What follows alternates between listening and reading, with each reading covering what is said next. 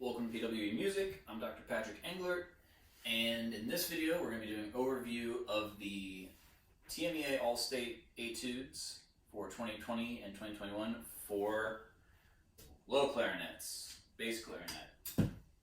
So I would have it up here instead of my soprano, but it's a little bit big to be up here. So just take my word, we're talking about bass clarinet. So these etudes were released last week. If you're anything like me, probably haven't looked at them yet. So we're just going to do an overview here, and then a little bit later, after I practice them a bit, we'll do a little in-depth dive on each one. So we'll start with the first selection for the low clarinets, and that is etude number 10 from the 32 studies. And we are using the Artistic Studies edited by David Height, which has both the 40 and 32 etudes by Rose. So make sure you're doing the right number 10. So anyway, let's dive in. Etude number 10, the big thing with this one and bass clarinet is there's a lot of work in the upper register and going up to that, and that area is really nasty. But don't blame the instrument when you can make it better. So we're talking right away from the beginning, we're going up to A's, B flats, G's with the left hand upper register. The key to making that speak and sound good is don't bite as you get higher and don't let the air get weak. Support all the way up, and like I tell my students, stay squishy with that bottom lip. Keeping on the topic of high notes, we go down to the bottom. Then you have some altissimo notes. And with bass clarinet, you don't want to use the same fingerings that you would for a soprano clarinet. So we're talking from C, high C, thumb and register key, and above. You want to use the short fingerings. So D would be fingered like an open G, E like A, F like B flat. And those will speak really easily as long as your voicing is engaged. So if you think like E, like they tell you when you're learning clarinet, think E with the back of your tongue, that's what you want to do. Final thought for this one, we have a lot of different articulation patterns. Make sure you are accurately practicing those articulation patterns, whether it's 1 and 3, 3 and 1, 2, 2, 1, 2, 1. Whatever it is, make sure it's obvious what the pattern on the page is when you play it. Alright, for the second selection is number 32 from the 40 studies. So we're turning back in the book, and it's 32 from 40. So this is the same selection as for the slow etude as the soprano clarinet. And a lot of the things we're going to talk about are going to be very similar, because the difficult thing for this one is the timing and the subdivisions. So looking through, you got a little bit of everything in terms of the small subdivisions. 16th, 16th triplets, 30 seconds, and you want to make sure those are all clear and what they are supposed to be.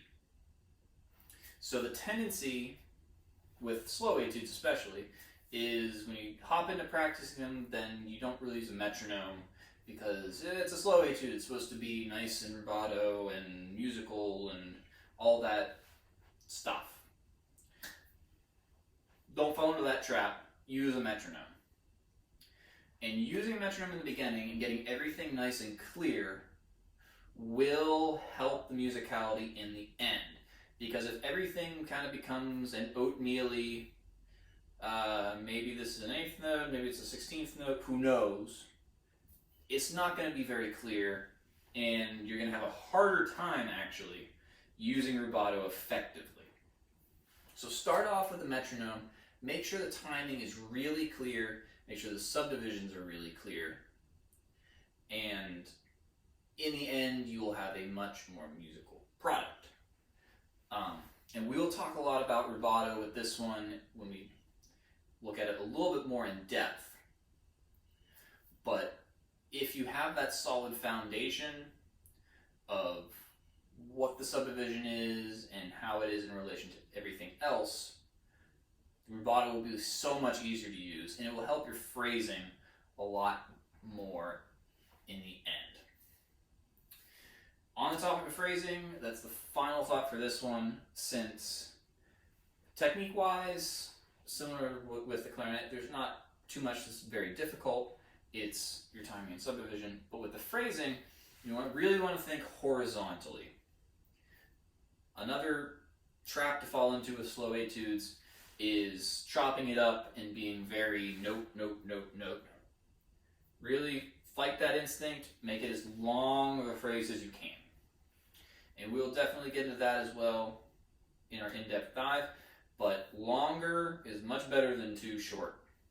All right, for the final selection is number 15 from the 32 studies. And this one is pretty approachable, not too much difficult about it, but there are a few things to keep in mind. One is this one has this grace note figure in the first measure that afterwards is represented by the trill symbol. And as it says in the explanation about the etude on TMEA, in the book at the bottom, you're going to play those the same way.